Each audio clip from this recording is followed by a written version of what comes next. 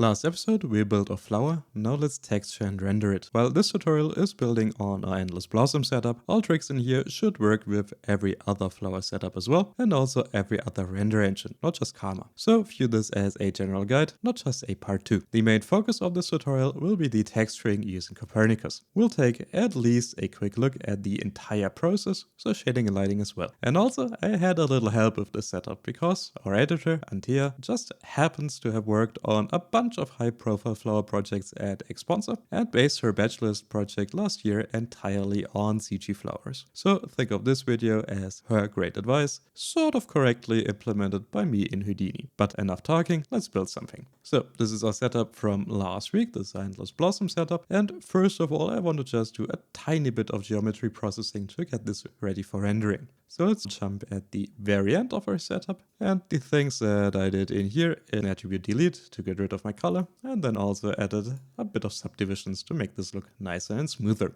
And then also in the end created a null to reference later inside Karma. Then of course this is just the flower head, we also need a stem. So for this let's go up to this part of our setup where we have our stem curve. And for the stem I did two things. I took the curve and I subdivided it further. I then took a sweep node to give this a nice looking stem shape. Again I created a reference null. And then I also added a bunch of fur to my stem with a hair gen like this. And then with a guide process to just randomize the length of each hair. And the reason that I'm doing this is that this fur catches the light in our render setup later, gives us a really nice highlight around our stem, and also is just more realistic in general. This is our geometry done, and now I want to work on texturing. So for texturing, I want to move back up to the beginning of our setup to our feather surface node. And this is where I want to spend most of my time in this tutorial. So for this feather surface node, I want to create another reference null, just for Copernicus to see the texture on my actual geometry. And let's just also call it ref. And then I want to take the geometry in here and move it into its own UV space, since we're going to create some textures. And then I also want to use this model right here to create a bunch of other attributes that I can later use in Copernicus to create my actual textures. So for this, I want to move it into UV space. Let's use a point wrangle. Wire this down below, and to move it into UV space, all I have to do is write v at p and set it equal to v at uv, so equal to its UV coordinates. And to make it really match up with Copernicus, what I need to do as well is multiply it by 2 and subtract a vector from it, a vector of 1 by 1 by 0. What this in the end does is it flattens our object to UV space and also places it into a 2 by 2 grid that's centered around 0, 0. This is exactly what Copernicus is doing in the end. Now, with this geometry set up like this, I want to create some attributes for Copernicus. And the first attribute that I want to create is an attribute that is very large around the edge of my petal and it sort of fades out into the center, a sort of edge mask. For this, I first of all want to remesh my petal to get more points. Let's drop down a remesh node in here and let's make the remeshing way smaller. Let's set the target size to 0.015. Get a lot more points in here. Next, I want to isolate the edge around my petal, and for this I can use a group node. Let's call this group edge. Let's make this a point group. Disable the base group. Let's enable include by edges and let's click unshared edges. Now we have our points selected in here, and I want to create an attribute on those points. So for this, let's use a point wrangle, and here set the group type to our edge, make it run over points, and let's define an attribute f at edge, and let's make this equal to 1.0. And if I now create a visualizer for this node, my attribute edge is 1 right here on the edge and then 0 everywhere else. And what I can do now is build to get my gradient. So for this, let's drop down attribute blur. Let's make sure we blur the right attribute, our edge attribute, and let's make a very strong blur of 75, like this. And then finally, we can drop down another reference null, call it edge as well, and this will be my reference for Copernicus. And I'm doing this because just a lot of effects on a flower petal, stuff like the normal map or stuff like the opacity gets weaker or gets stronger towards the edges, and this allows me to do the same effect on my flower petal. The other thing that I want to create in here is a separate UV map. We already have a UV map on there. However, for my new UV map, I want to have a UV map that sort of follows the main shape of our petal, and especially follows these sort of bends outside. And this will create a lot more realistic noises for this in the end. So one trick that I can use in here is this petal that we created in here is basically a perfect grid. Just a bit distorted, but the whole topology is a perfect grid. So what I can do is I can create another grid with the same number of divisions. Let's drop down a grid node, set the size to 1 by 1, and let's choose the right divisions in here for the rows and columns. And I can choose them by taking a look at the feather resample node up here. If I take a look at the shaft, we have 30 segments in here. So what I want to do on my grid is enter this 30 on the rows, but add 1, make it 31. And taking a look at the resample again, our barbs have 12 segments. We have 2 sets of barbs, one on the left side and the right side, so let's multiply it by 2, 24. And again add 1, so 25. And if we check now, this grid in here has just as many points as our main petal. So now we can UV unwrap our rectangular grid, drop down a UV texture node like this. And the only thing that I want to change in here is set the attribute class to point. And what I can do now is drop down an attribute copy. And since the topology on a flower petal matches the topology on a grid, I can just copy this over. And if I copy over UV, as you can see, we have this UV map follow the shape of a flower petal, which is exactly what we want. Drop down another null and let's call it UV, like this. And now we can finally jump into Copernicus and get working here. Let's drop down a Corp network and let's dive inside. And let's maybe make more room in here because we're going to need it. Now, the first thing I want to do is I want to be able to preview what I'm doing in here. So let's drop down a preview material. Let's also bring in a sub import. Let's use the external sub. Let's bring in our ref geometry. This is one single petal. If I called it correctly, let's see, something like this. And we can wire it into the geometry. And now this is our preview setup. Next, I want to bring in the attributes that I created. So for this, another sub import. Let's again use an external sub. Grab the right one, grab, for example, the UVs. This is already set up for rasterizing, so let's just drop down a rasterized setup for this as well. A rasterized geometry, and this is what I'm looking for. And the thing that I want to bring in here is not the alpha in here, but instead the UVs. So let's change the view in here to UVs. And now we have our UV map in here. Let's do the same for our other attributes. Bring in our other attribute. We call this edge. And what I want to grab in here is not the UV, but instead a mono attribute called edge, like this. And what's annoying me a bit about this import is that we have this black border around it, which I don't want. So we can use the alpha map in here on a setup to quickly fix this. I want to invert my alpha map, make it look like this. And then fill my edge map with a value of white, or just pure white, and then use my alpha map in here as a mask. And now this looks a lot better. Box this up, and let's quickly just take a look at them on our main geometry. So as we can see right here on our main petal, we now have this white border. And if we plug in the UV, we have our UV coordinates that follow the shape of our petal. This is exactly what we want. Now, the thing that I want to create in the end using this coordinate is this set of 5 textures in here. And these 5 textures are really important to get the right look of a flower petal. Of course, we'll have a base color. And what I'm going for here is this sort of color separation here, because I found this really accentuates the shape of a blossom in the end. To have just one color for the base and one other color for the tip. Then, of course, we also have a normal map for all those tiny ridges on a flower petal, a roughness map to have some variation in roughness, but we also need a translucency map because flower petals are very translucent, and this very much shapes the look of a renderer and the realism of a flower. And also this opacity map, which in the end is basically our main petal shape, just shrunken down a bit.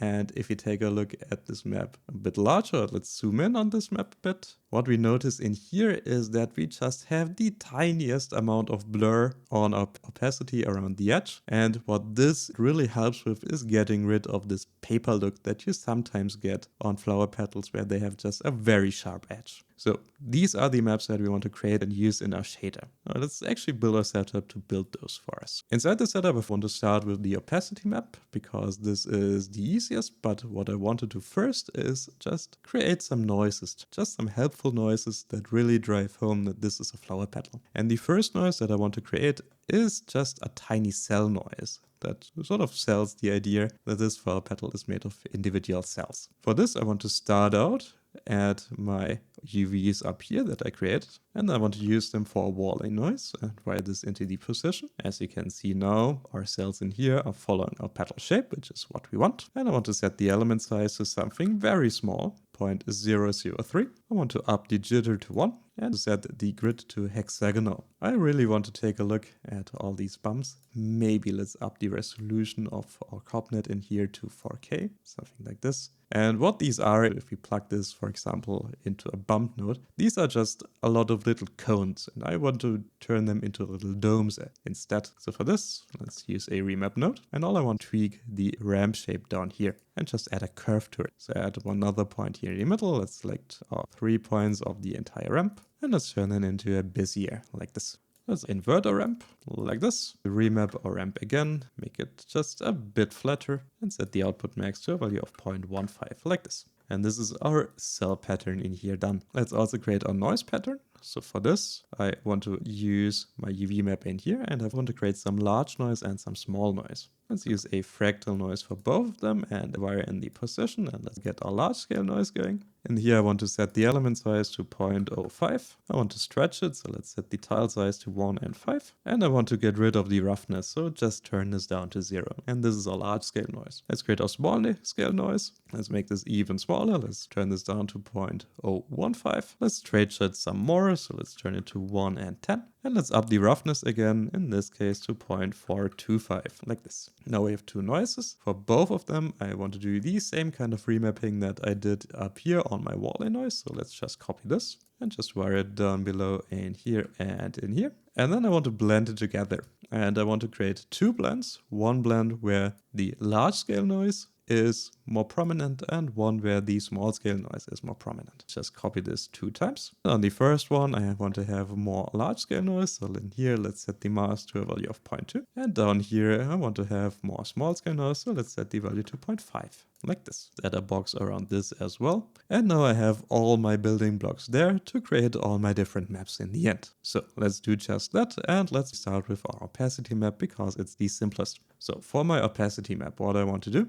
is I want to take my edge attribute in here and mix it with one of our blend values, our noise values in here. In this case, the large scale blend. Let's drop down another blend node like this. Go in here from our edge into the first input, and let's go from a large scale noise into the second input. Set the blend factor, and in this case I just want to set it to 0.1. Mostly have this edge value right here, but also a bit of noise. And what I can do now is drop down a remap node to create a sharp remap and make this really sharp, and set the input min to this value 0.833 and the out value to a value very close to it, a value 0.866. And now we have just this tiny transition area in here, which is exactly what we want. And let's plug this for now into the opacity of our test in here. And of course, what I forgot is I have to flip the opacity as well. So let's set the output 1 and the output max to 0, like this. And now we just have this tiny area around the edge, and we sort of get rid of this sort of jagged edge that our feather node in the end gave us. So this is looking nice, and box it up as well. Let's work our way up. The next that we probably should create is a normal map. And for this, I mainly want to use one of my noises in here and also my cell noise. So let's blend those together. Drop down another blend node. I want to blend my small scale noise that I created down here, and then also my cell noise that I created up here. Add as a blend factor. Let's weight this mostly towards our noise. So let's set this to 0.033 like this. Just have a tiny bit of a cell noise in here. Then I want to fade out this bump map towards the edge. And for this, I'm going to use my edge map in here. Let's create another reroute in here that we can reference later. And to fade it out, I just want to mix my bump map in here just with one color, one single color, just a middle gray. And I can create this using a layer node. Drop this down and let's set the value to 0.5 like this. And again, blend it together. And let's use our edge as a mask. Now a bump texture in here gets lighter towards the edge, which will remove our bump in the end, which is exactly what we want. And then finally we can take the output from this and convert it into a normal map. Let's use a height to normal node for this. This is a very strong normal map, and I could make it weaker in here using the slider. However, I can also later make it weaker in the shader, and I like more control in the shader, so I'm leaving this in here at the maximum. And what I also can do in here is I can use my bump map also as a translucency map, because what will be a high value in our bump map also will be not as translucent as the rest. Drop this down, wire it in here. This is just a null, and we're later going to reference it for our translucency. For now, let's just take our normals in here and wire it into our preview material. And as expected, this is way too large, so let's go into our normals and display, and let's just turn down the normal map scale to a really low value, something like this. This is our normal map done. Wrap this in a box as well. After our normal map, there's only two maps left to go, our diffuse map and also our roughness map. I want to create them in one block that I will create up here. And this again starts with our noise and our cell noise that I want to mix together. So another blend node. I want to plug in my large scale noise in here first. So this node right here, and then my cell noise second. And as a blend factor, let's maybe pick a value of 0.7, something like this. A bit of cell and a bit of noise. For my diffuse map, I want to take this pattern in here and invert it. This looked nicer in my opinion, a bit more believable, something like this. And let's maybe play with the blend slider a bit more so we get a bit more contrast in here, maybe something like this. And again, I want to bring in my edge value, make my petal a bit lighter towards the edge, sort of fake a bit more translucency towards the edge. So we have our edge value down here, drop down another blend node. Our main texture goes into the background and the blend value from below here goes into the foreground. And let's set this to a fairly small value, 0.25. And now we just have a small light highlight around the edge of our petal.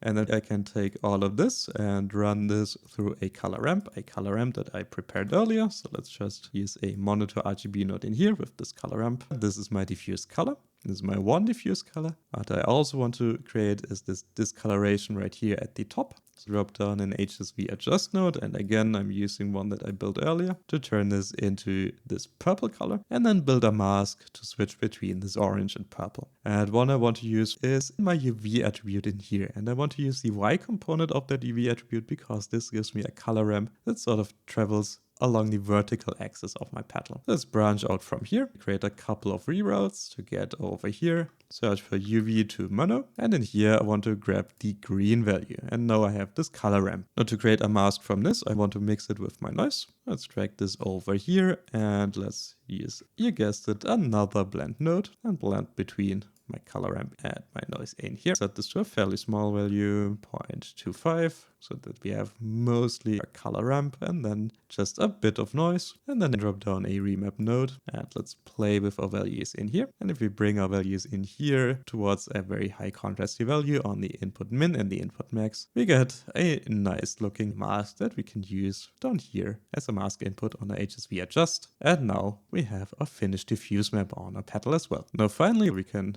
pipe this into our preview petal down here, and this looks like this, so quite nice. And then we can branch out from this blend node right here, right before we turn it into color values. Yes, OpenCL really likes its exceptions today. And also turn this into a roughness map. Let's drop down a null, wire this in here, and we can plug this into the roughness. And this is our flower petal all done. Let's clean this up a bit, and let's finally export this. So let's just quickly let me set up this for you, and then quickly walk through these settings. And in here we finally have 5 different drop image outputs for 5 different textures, each referencing a different node in here just by taking a node and dragging it into the right parameter on the right node, something like this. And I want to export all of them as JPEG files, of course with the right name. And to get the right color space, since I'm using Aces in this Houdini version on my diffuse color, I want to set this to bake to OpenColor display view. The display is this display right here, the sRGB display,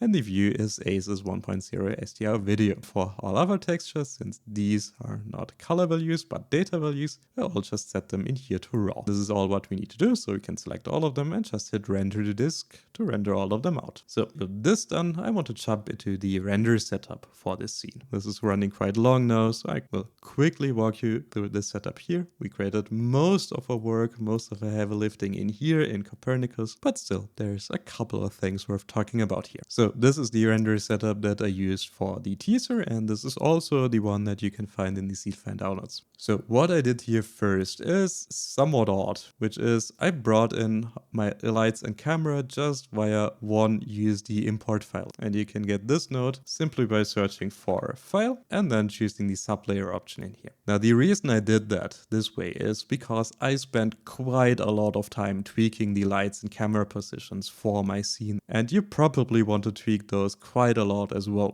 I just found Karma to be a bit too sluggish for my taste and for trying different lighting setups out. So what I ended up doing is exporting one still frame of my flower into Blender, doing all my camera and lighting setups there, then exporting just the lights and the camera as one single USD file, and then importing it in here. And what I found is that the render inside Blender and the render inside Houdini match up pretty well. So if you're like me, pretty experienced in lighting stuff in Blender, this is a quick way to get, I don't know, I think a nicer way of setting up a viewport than Karma in here in Solaris. We're going to talk about what these lights do in a second. For now, let's just bring up the rest of our objects. So this will be a blossom and our stem and our fur. And also we can create some materials for them and link them using a material linker. We're going to take a closer look at those materials in a second. However, on the material linker, all we're doing here is, and you can do the same on the material library, I just like the linker more. You have all your materials in here, all your objects in here. These are already filled out for you. And for example, you can just drag the petal material onto your blossom object like this. And then since we want to adjust the lighting and the camera settings, since we brought those in from Blender, what I'm using in here is a camera edit and a light mixer tool. Both these nodes allow me to change those values. So on the camera edit, what I want to tweak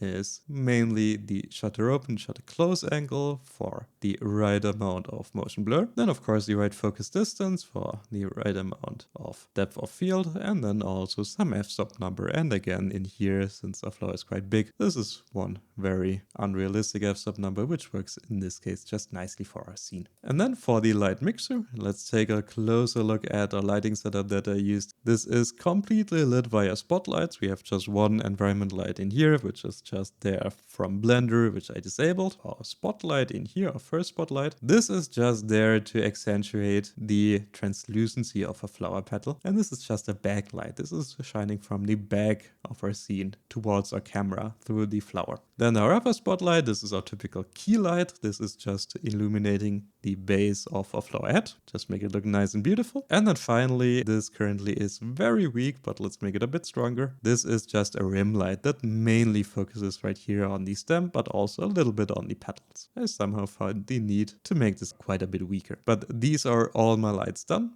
And if I enable them one by one, you see what I mean in the end for getting a beautiful light. So we have a backlight in here, then a key light, and then just a tiny bit of rim light. So finally, what I'm doing is setting up the materials. And this is my material library in here. I have 4 materials. I just have one gray material that I use for testing. The main ones are those 3 here. Let's just quickly talk about the stem and the hair. The stem is basically just a solid green color, a tiny bit of subsurface scattering, and a light green color. This is way enough for the scene that we're building here. And the fur on the stem is simply a Karma hair shader, where I set the base color to white. I turned the melanin down to 0, so just perfectly white hair. And then I just gave it a tiny bit of a green tint with this tint option. And this is all I did for the fur on my stem. And the main option in here, this is our main petal shader. And first of all, you see all of our textures in here that we brought in. And you can see here the Material X standard surface that we're using in the end. Now on the standard surface, the first thing that we want to set up is down here on the geometry. We want to turn on thin walled because we're dealing just with one thin petal geometry in the end. And this changes the way that, for example, our subsurface behaves. The main values that we want to work with in here, going from top to bottom, of course, the base color, the roughness, but then also the sheen. And with the sheen, we can sort of simulate also some tiny hairs on the petals themselves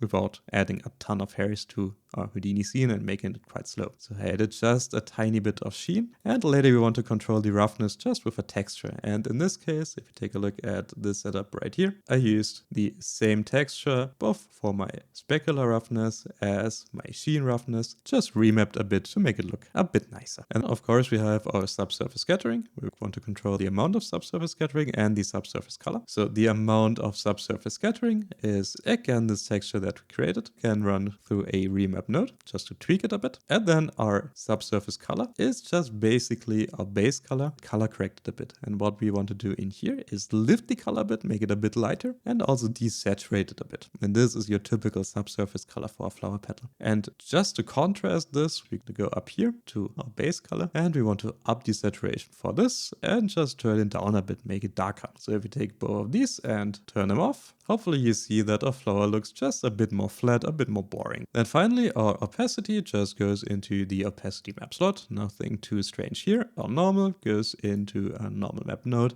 I had to really turn it down quite much to make this look right. And then this goes into the normal input of a shader. And this is our entire flower shader done. Again, the main thing that you should look out for in here is enabling thin walled, and then just mainly working with subsurface scattering, sheen, specular roughness, and the base color. And in general, find as many textures that you can plug into as many inputs in here, and then just add a bunch of remaps to really tweak this. There is no perfect system to this. This in the end just boiled down for me to just a bunch of back and forth from my textures to my shader to my lighting, back to my textures, and so on and so forth until I got the look that I wanted. And this is it. This is how you shade flower petals, with a heavy focus on generating those right textures, but hopefully with a somewhat clear shader graph in here as well. So this is it for today, and until next time, it's cheers and goodbye. And if you like what we're doing, please consider becoming a patron of ours, not only for supporting Intagma, but also for access to in-depth courses, like our beginner series teaching you everything about getting started in Houdini, or our advanced setups course if you're a seasoned user looking for a challenge. Let me say thank you so much to all our existing patrons. Without you, this channel would not be possible. Thank you.